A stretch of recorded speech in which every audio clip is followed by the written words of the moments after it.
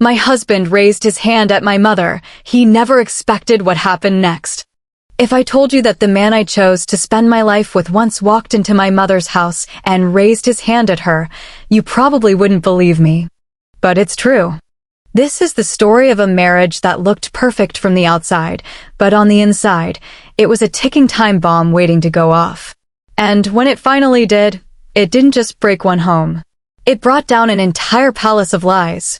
If you love true, emotional family stories, stay till the end, because the ending will shock you. And if you haven't already, hit subscribe right now so you never miss a story like this one.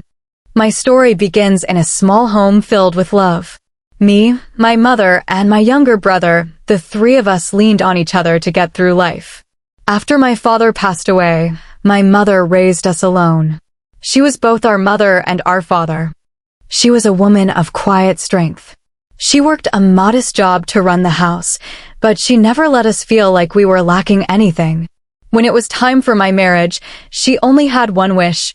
Beta, wherever you go, be happy. Just make sure he respects you. At the time, I thought it was just a mother's usual worry. I had no idea how important those words would become. When I first met Ahmed, name changed, everything felt like a dream. He was cheerful, charming, and so respectful in front of my family that even my mother was impressed. Our wedding was full of celebration. Relatives, laughter, joy, everything seemed perfect. People said, "What a lovely couple." But just a few weeks into the marriage, I began to realize that the man who had been so caring during our engagement had someone else hiding inside him. The moment the doors closed at home, his tone would shift. The smile would vanish, replaced by a hardness, one that first showed up in the smallest things. At the time, I told myself, maybe it's just the adjustment of a new home. I had no idea this was only the beginning. In the beginning, everything was so small that anyone could have overlooked it.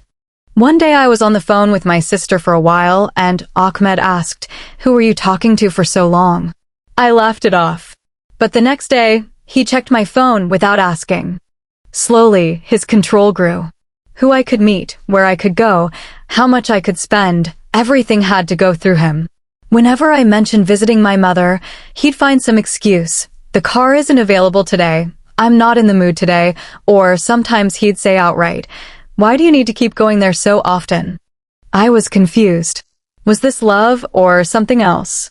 I kept convincing myself that maybe he loved me so much that this was just how it showed. My mother had sensed something long before I admitted it to myself. Every time we met, she'd study my face closely. One day she asked me directly, "Beta, is everything all right? You don't seem as happy as you used to be." As always, I lied. "Everything's fine, Amy, just a little tired." But a mother's eyes are never fooled. She told me, "I'm your mother, don't hide anything from me. This door will always be open, whenever you need it." That day I hugged her and cried a lot, but I still couldn't tell her the truth. I was afraid that if she knew, she'd be devastated. Or maybe, deep down, I still believed I could fix this marriage on my own. As time went on, Ahmed's behavior grew harsher. It wasn't just control anymore. Now there was shouting, taunting, and sometimes cruel remarks about my family that would break my heart to hear. "Your mother never taught you anything," he'd say. "Your brother is useless too." I would stay silent because arguing back only made things worse.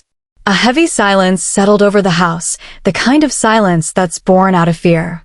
My friends kept asking, "Are you okay? You've changed so much." I'd smile and brush it off, while I was falling apart inside.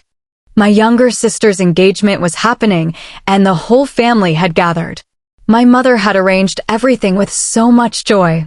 Ahmed seemed normal at first, laughing, chatting with everyone.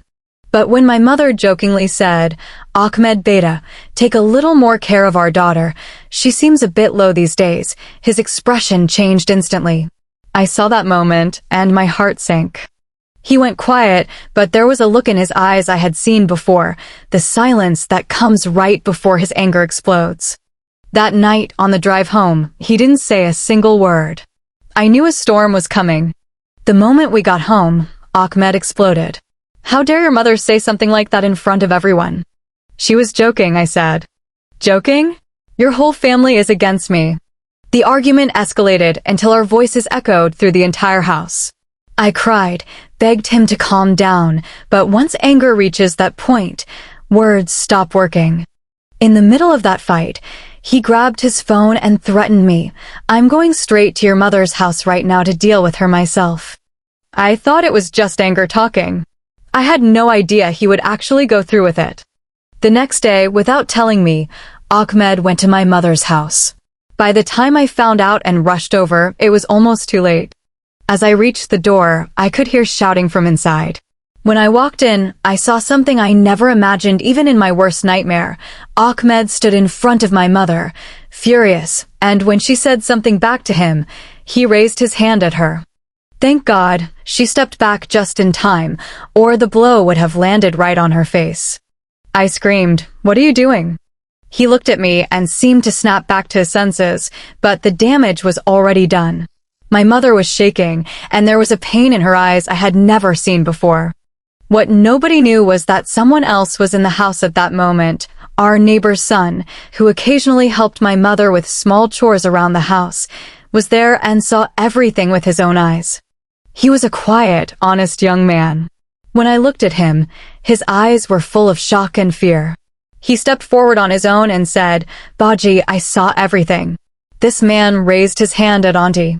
In that moment, I realized Ahmed's lies couldn't hold up much longer. Because now it wasn't just my word against his, there was a witness, someone with nothing to gain, who was willing to tell the truth. That night, I sat and thought for hours. Years of silence, years of buried pain, it all came rushing back at once. I sat with my mother and told her everything, every single thing I had never told anyone. How he controlled me, how he taunted me, how I had slowly been losing myself. My mother held me close and said, "Beta, you have nothing to be ashamed of. This isn't your fault, it's his. Now we'll face the truth together as one." For the first time, I felt like I wasn't alone anymore. With the neighbor's son's testimony and the marks on my mother's face as evidence, we decided that staying silent was no longer an option. We filed a police report. At first, Ahmed tried to deny everything. He claimed it was just a family argument being blown out of proportion. But the witness's statement, the medical report of my mother's injuries, and my own testimony together painted a picture of the truth that was becoming impossible to deny. The police registered the case, and an investigation began. This was one of the hardest moments of my life, standing against my own husband, but I knew that if I stayed silent today, some other mother or daughter-in-law would suffer the same fate tomorrow. As the investigation progressed, Ahmed's lies began falling apart one by one. It turned out this wasn't his first mistake. A former colleague and a distant relative both came forward and revealed that he'd lost control like this before, incidents his own family had always dismissed as not a big deal. When this truth came out, I understood that I hadn't just spoken up for myself, I had spoken up for everyone who had stayed silent before me. This time, even Ahmed's own family didn't stand by him, because the truth was too clear for anyone to hide.